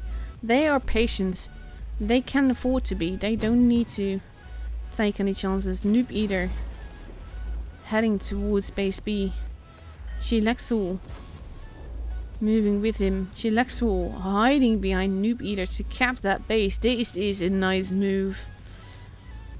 But we have Leoxor that is now on his own. And they should not have done this, because they left one of their own on their own facing 2 tanks. And oh, there's 2 tanks now facing Winch. Ooh, they are shooting Rashford though. Leoxo is the preferred target here, and he is not going to be able to angle against this many tanks. Rashford is almost gone. He might actually not make this. And he is the first tank to go out. And this might actually be a game that Wiggle Knievel is going to take home. It's now 2 versus 2. And we have a mouse versus a VK and a T22 versus Nice 4. But the T22 is hastily making his way towards the mouse, and the mouse is not being careful here. Oh, big hit into Orca.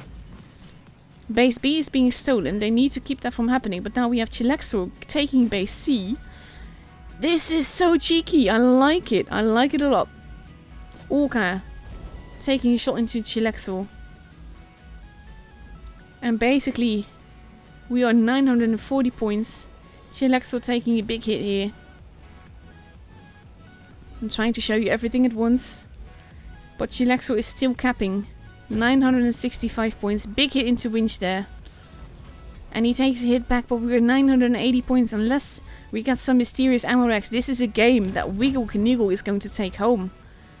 Very nicely played. The way that they took base B. And I thought for sure that they were making a big mistake with Leoxor pushing that other way, because he was the odd one out with that. But it worked out beautifully. He did do 911 damage though, I have to admit that is funny. Very nice game. And here we go, it is 1-2. Before we go into the second match on Dynasty Spril.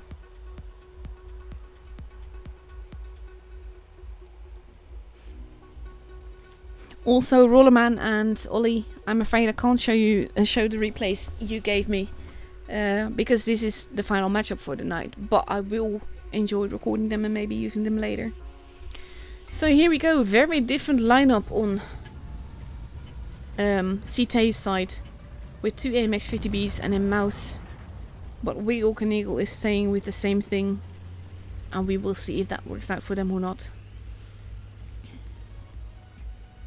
And we have the AMX 50Bs heading towards base A, whereas the Ice Fools are heading towards base C this time. Maybe expecting the AMXs to be there. AMXs are heading all the way around the back. I think they had hoped that the Ice Fool would be on this side. But they could potentially use this to take base C and B very quickly. Base A has been taken, and now we see a reaction. Chilaxor going towards base C. Tiny hit, but no damage being done. Base A has been capped by both the AMXs. They could have used this if Leoxa had pushed straight away into base B. But he didn't. The AMXs are holding at the back. Base B is not even being held right now, aside from by Wiggle Kniggle. And we have the AMXs ready to react, but not making a move. And we might see Chilaxor going in to cap it, but it might be dangerous with those AMXs. They don't know where they are. Let's see. Noob Eater holding in the city, but being very careful.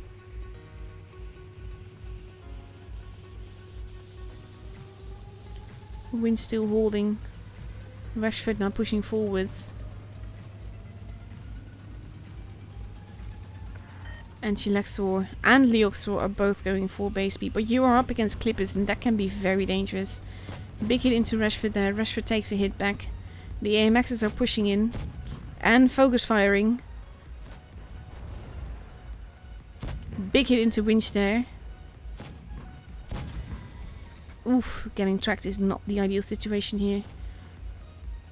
Winch relatively low on health. It definitely helped, but they lost quite a bit of health here as well.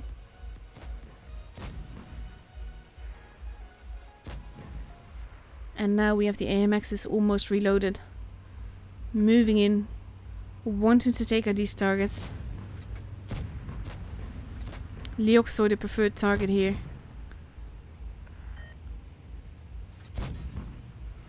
But they might get away with it. Base B is being capped.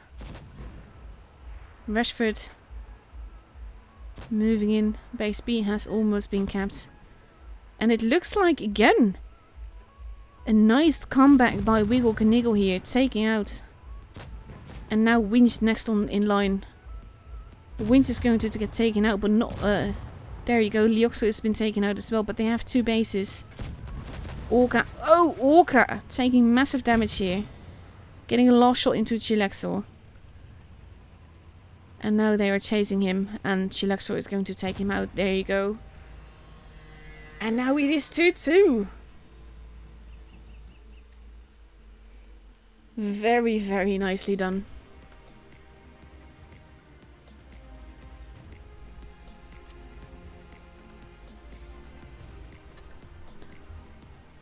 I love games like this, honestly.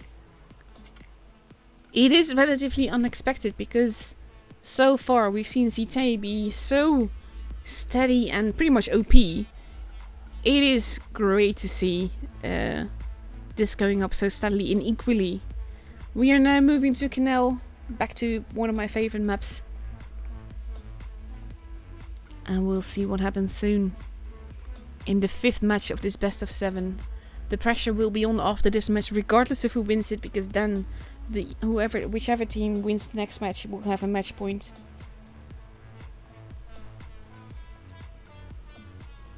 Let's see.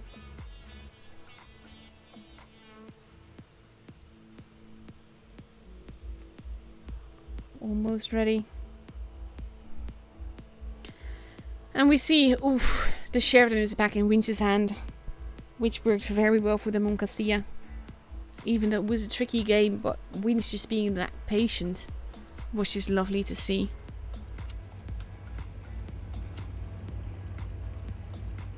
And here we go, everyone is ready. The 5th game in this best of 7. Let's see.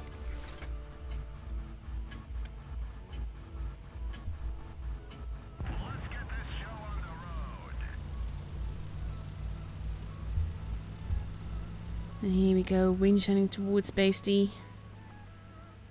Together with Orca, but not actually going there, but more to spot early, maybe decap base B. That would be very, very cheeky.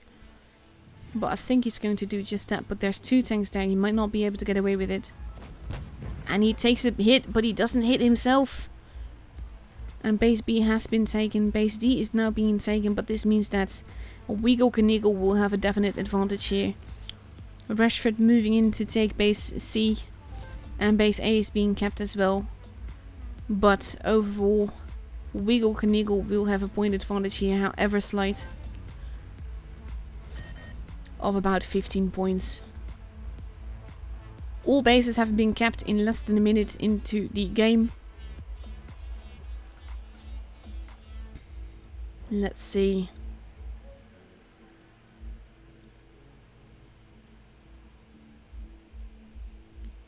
So now we enter a bit of a stalemate stage. Both teams relatively spread out, but Weagle Knievel in a position to basically help each other better because this ice force are together. Winch in a position to fire oh no, sorry, this isn't Winch. Winch is all the way over back there. Orca here to spot, but missiles can't be fired. They are blind shotting where Orca was, so it's a good thing that he moved. And let's see, we have Leoxer pushing up and over. Probably he knows that there's going to be someone around here. It is of course a very good missile spot, this. So they have to be careful, and Winch has to be careful not to get spotted here.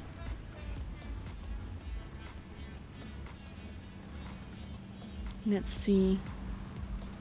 Leoxer pushing over. The thing is that even if he were to get to the position that he actually wants to go to, it will be very risky for him. Because there's missiles involved. Rashford taking a hit. Oh! Big hits into Noob Eater there, but Rashford taking more damage as well. And now Noob Eater is actually reloading his whole clip. Which is a very tricky call. Orca getting a shot in. Noob Eater running away. But having almost reloaded, and base A has almost been capped. And that means that CT will have a definite advantage now. Winch has lost a little bit of HP. They know Chilaxor will be there somewhere. It's like base for base. Chilaxor does take damage there. And Noob Eater.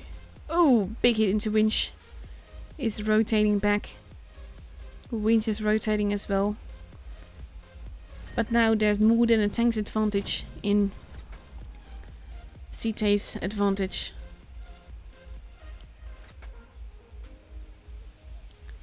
So they have to be careful. They have to push together and they have to push the same tank.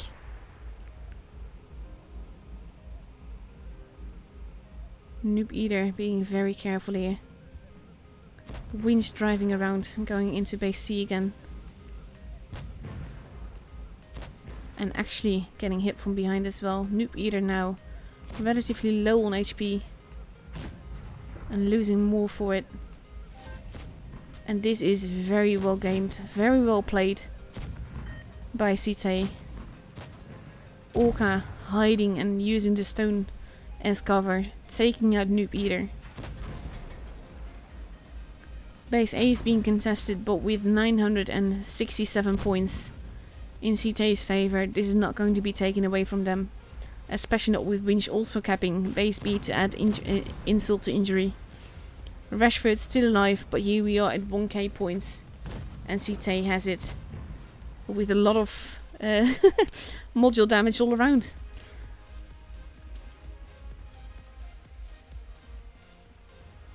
Wow. Only one tank that died and it was Noob Eater.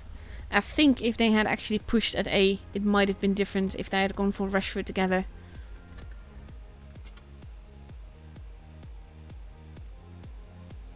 But they did not.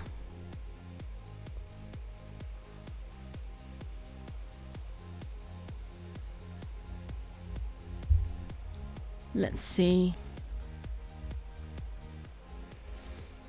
And we are going to the second match on Canal, the 6th match of this best of 7. CT has a potential match point here. So the pressure is definitely on Weagle Knievel. Honestly, I really love the name. Can't get enough of that. Let's see. Everyone but Lauro is ready. And here we go. Potential match point. Let's see what happens. Winch now in the 113. Very different lineup for them. With 2 E5s in the 113 versus 2 IS4s and an E5. Interesting choice though, because you kind of missed the tank to run around. And We see the first damage already being done. Rashford being pretty YOLO, but so is Walker. And they are going straight for it. Leoxor pulling back, but still getting shot. Noob Eater going after Orca. Winch arriving. Basically, we're going straight for a fuckfest here. Orca not looking too healthy, but neither is Chilaxor, and it's taking Chilaxor quite a long time. Orca. Chilaxor quite a long time to turn around and shoot Orca. Leoxor is already gone. So it is 3 guns versus 2 guns, and Orca is still alive.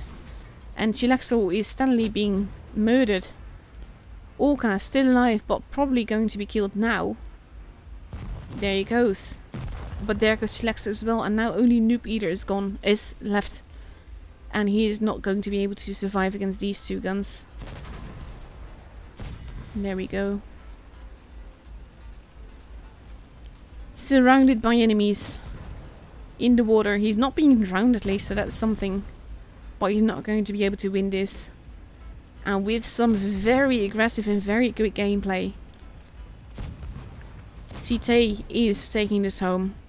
And getting a well played from Wiggle Kniggle. And GG's all around.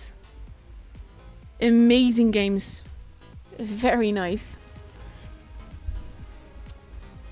So that is it. Cite is the grand winner of the grand finals of the 3v3 event hosted by VE1L. Massive thank you to, well, basically all the players, of course. Massive thank you also to VE1L for organizing this, Elysium in particular for being utterly amazing, and massive thank you to BPS and the other sponsors of this event, because it's just been lovely to see this giant prize pool for this event, and very well deserved by the players. It's been an absolute joy watching this. So thank you all the players. Massive congratulations to Cite with Winch and Rashford and Orca for winning this. Wiggle Kniggle in second place with Noob Eater, Chilaxor and Leoxor in a very well deserved second place as well, because it's been epic. So that is it for me. Hope you guys enjoyed it. It was definitely a lot of fun.